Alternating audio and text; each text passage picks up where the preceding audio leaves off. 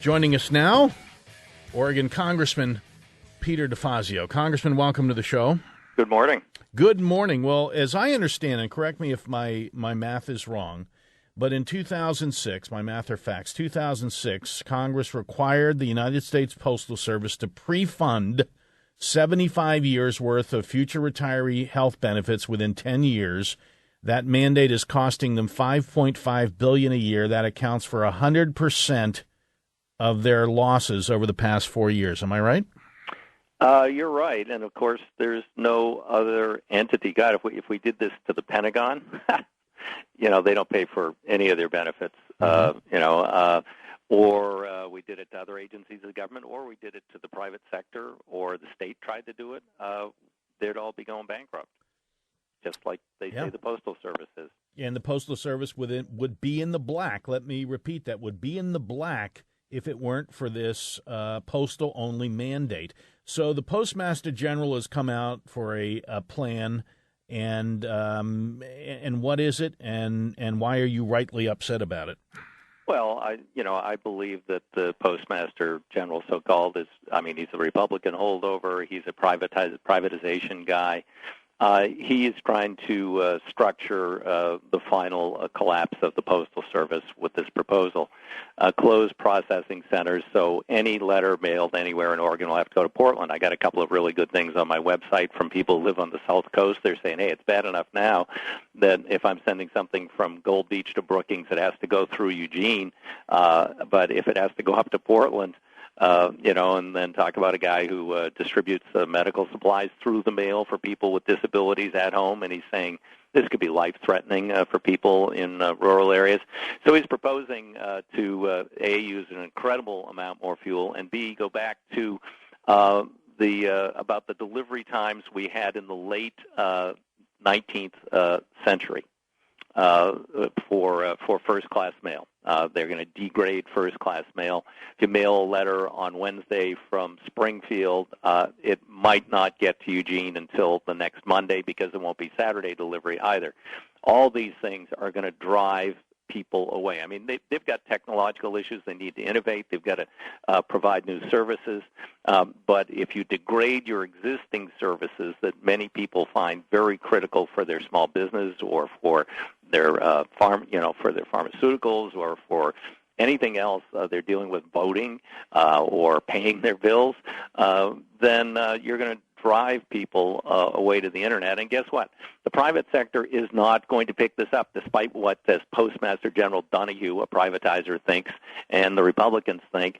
Right now, the Postal Service is partnering with UPS, and UPS, in fact, uses the Postal Service to do deliveries to rural areas and obscure addresses where they don't want to go and don't have any intention of going, and certainly wouldn't go with a first-class letter. We're talking to Oregon Congressman Peter Defazio. Congressman, I started the show praising the president, gave a terrific speech in Kansas yesterday, saying that supply side has never worked. It's a great battle cry for 2012, but as you have pointed out, at least in our article in The Hill I saw this week, the White House is silent about this. Yeah, there are vacancies where the president could at least do some recess appointments or be speaking out and pushing for people for the Board of Governors of the Postal Service. He could be demanding this guy's resignation and bringing in someone who's actually an innovator and an advocate for the Postal Service. I mean, we have the prospect of becoming the only developed industrialized nation on earth that doesn't have a postal service and doesn't have national health insurance. We're number one. Number one in a couple areas we don't need to be number one in. And the Republicans, is there any doubt in your mind that one of the motivations here is getting at a large union? Oh, absolutely. I mean, unfortunately, that underlays almost their entire agenda here in the House. I mean, even they pick fights that aren't even necessary over unions. I mean, we still don't have an FAA bill, which is holding up a new air traffic control system and needed improvements, safety improvements at our airports, because they object to having fair elections for unionization. They want to have anybody who doesn't vote in an election count as voting no. And as I pointed out, if we use those standards for the United States Congress, if all eligible and potentially eligible voters who didn't vote were counted as noes, there would be no single elected representative in Congress. No one would have won their election, no matter how popular, no matter how slanted their district, under those standards. And that's the standards they want to put in the FAA bill. And I mean, they'll go anywhere and do anything to attack unions. It's very bizarre. Despite what happened in Ohio, despite what's happening in Wisconsin, they're carrying out a more radical anti-union agenda than even John Kasich and whatever that guy's name is, who's governor of Wisconsin. Scott Walker. And Scott hopefully Walker. he will not be governor for much longer. I want to take a call from Jim in Portland. Jim, you're on with Congressman Peter Defazio. Good morning, Congressman. Morning. I just wanted to point out, I'm sure you've already thought about this, but I think a lot of other people need to think about it, and that is there's a number of functions within the government that we do not expect profits from, such as we don't expect the Army or the Navy to make a profit every year. We don't expect to see a profit from our police department or our fire department. There's just certain things that are very necessary, and I think the post office ranks right up there with all the others that I just mentioned, that making a profit is not necessary. I mean, it's something that we have to have. For that matter of fact, when's the last time the House of Representatives or the Senate turned a profit? It's ridiculous. And I think there's a lot of people that say, well, UPS and FedEx can take over the duties of the Postal Service. What I say to them is if you want to see your rates be similar to what maybe your cable rates are, go ahead and let it happen. I mean, I think that's a horrible idea. Jim, thank you. Congressman? Yeah, I think a letter packet with UPS or with FedEx runs about $8. So that would be their equivalent cost for first-class delivery of a letter. The Postal Service is doing it for 44. I mean, maybe they should be looking at 50 cents instead of 45 next year. But maybe they should also be looking at their rates on the junk mail. And I mean, there's just a lot of resistance to change. We don't have a leader over there who's trying to change and perpetuate it. And I think he's making a great point here. It is a critical service. There are places where there will be no access.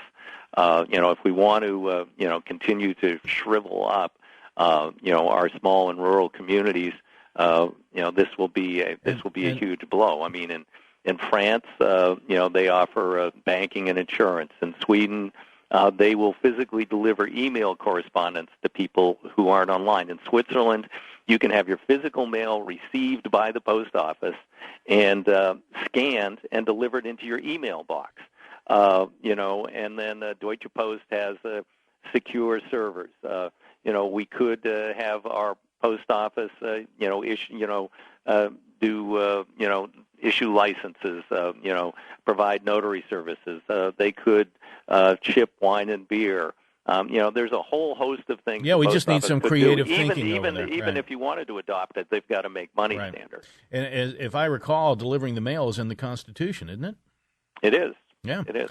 Congressman, one last thing. I know we're over here, but this morning I saw John Carney, one of your colleagues from Delaware, Democrat, and Aaron Schock, Republican of Illinois, on Morning Joe or on MSNBC, and they were talking about getting a fully paid for 6-year transportation reauthorization. What's the latest on that?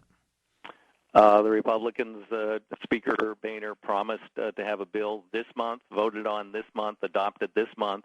They quietly announced last week that they don't know when they'll have a bill because they can't figure out how to pay for it. They wanted to pay for it with offshore oil and gas leasing, and they figured out unless they reformed the program, that wouldn't pay for it.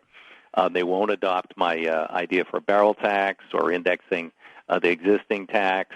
They don't like any of the other ideas out there, so they're just hung up. They don't want to make the investment. Look, if we put $1 on a barrel of oil, which would hit OPEC, it would hit the big oil companies and others, yeah, sure, they could pass some of that cost through, but not all of it. I mean, the speculators run the price of a barrel up $5, $10, $15, $20 a day. $1 a barrel, we could plug this gap. Yep. And again, back to the speculators tax. Congressman Peter Defazio, always a pleasure to have you on, sir. Thank you. All right. Congressman Peter Defazio.